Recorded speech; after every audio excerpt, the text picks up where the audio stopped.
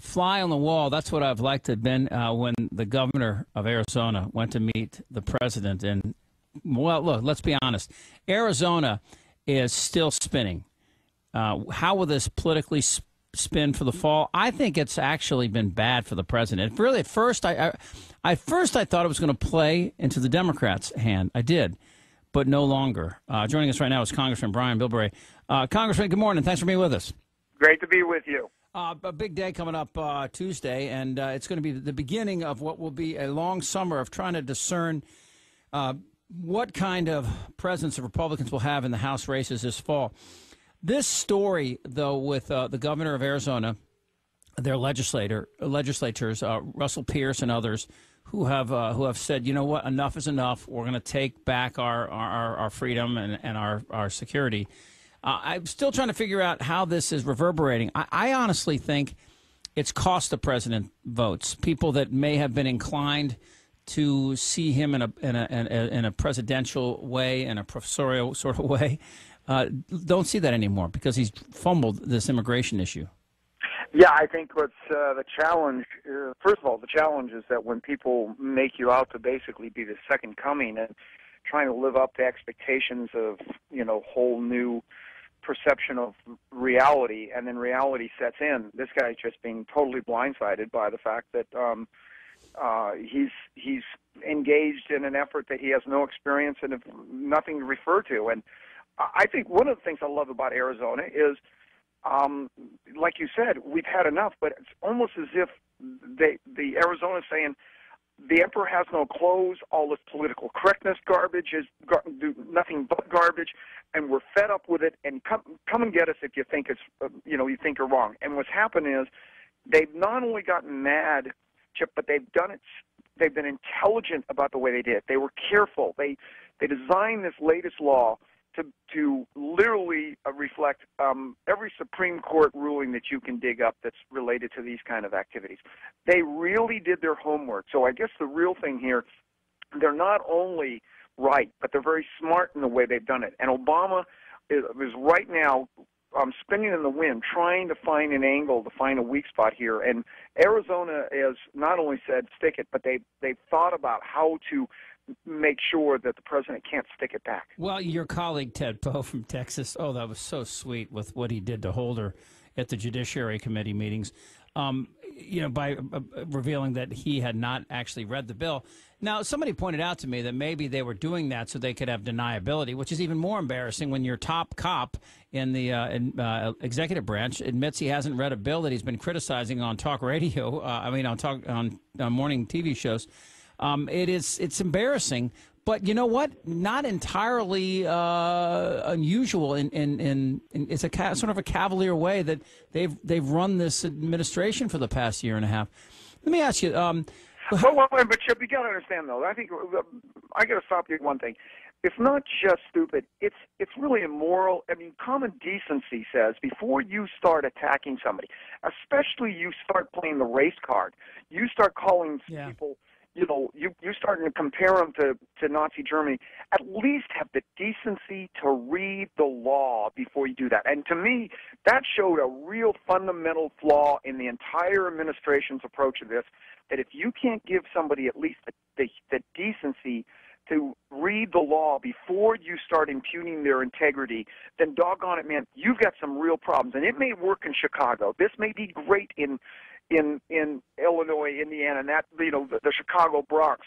But man, this was such a just violation of common decency, and I think that we need to come down on the administration. They owe Arizona an apology, and there's a whole lot of people in the administration who took cheap shots, impugned the integrity of the people of Arizona, and didn't have the decency to read it. And I don't think we can overemphasize that aspect. I agree.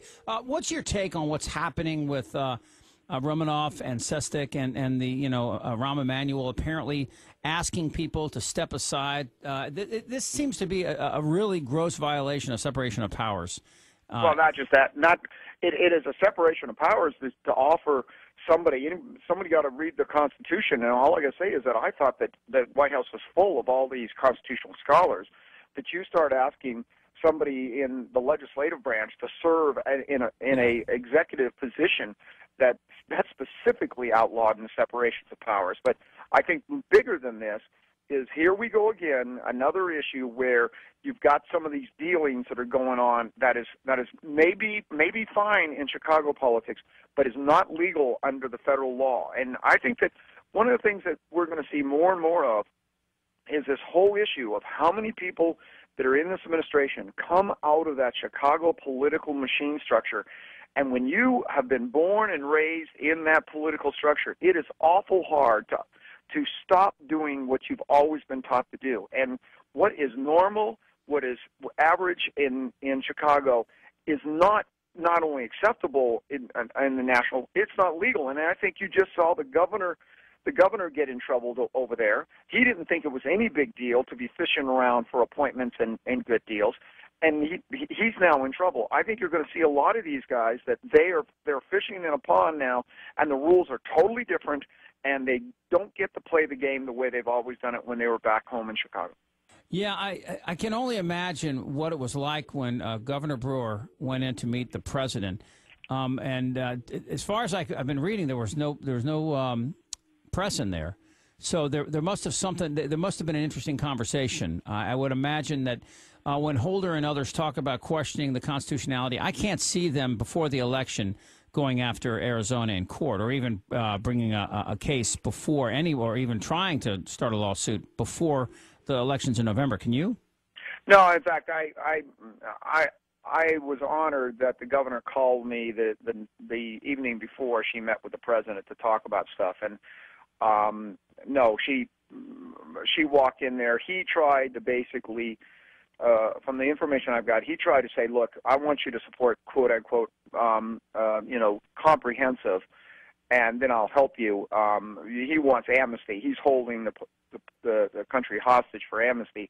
And she basically said, we can talk once we've secured the borders, once we've done something. And got to remember, this administration may be talking about sending up to maybe 1,200 National Guardsmen. That's 1/5 of what the Bush administration did.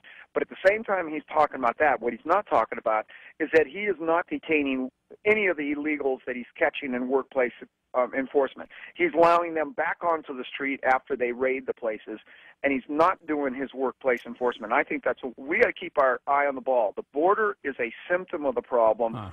The real problem is the illegal employers across this country, and that's where we need to really start telling this administration, don't hire, if you want to hire more people, hire more ICE agents, because the Border Patrol agents will even tell you the ICE agents are where we're going to win this war.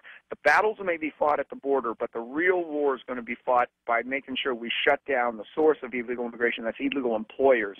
And if Republicans and Democrats can't work on this, especially this administration, Chip, they should be just looking for a chance to go after big employers who are hiring illegal labor from out of the country. You're listening why have a Democrat administration? Well, we could go through a lot of things here, Congressman. We can go after the American Banking Association for laundering money back to Mexico. Absolutely. And we can.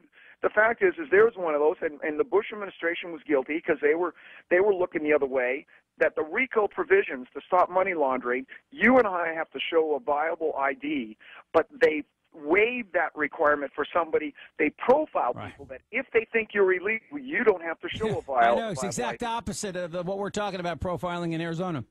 They've been profiling. California, they profile all the time. If you go in to sign up for college, and they think that you're quote-unquote undocumented, you don't have to show private secure documents but those of us that look like we're legal, we have to show a whole different set of documents. I got to put you on the spot here before I let you go. It looks like Meg Whitman is in a commanding lead here in the state to get the Republican nomination for governor. She opposed Bill 1070, the Senate and House versions. What's your take on that? I think if you read all three of them opposed it originally, and Poizner was smart enough to try to get himself out of it by trying to claim that the amendments made a difference. I think Meg knows that she made a terrible mistake. I told her flat out, don't let your pollsters mislead you. This stream may look only this wide, but it runs deep and it runs fast. And she stepped in it. She knew she made a mistake, and I think the good part about this is they all are going to learn that this is an issue that they've got to listen to the people, not their pollsters. All right. When you talk to her, tell her to come on our show sometime. Absolutely. Okay. All right, Congressman, great talking to you. Anytime and every time. I see, Brian. Take care. Congressman Brian Bilbray with us here on AM 600 KOGO, San Diego's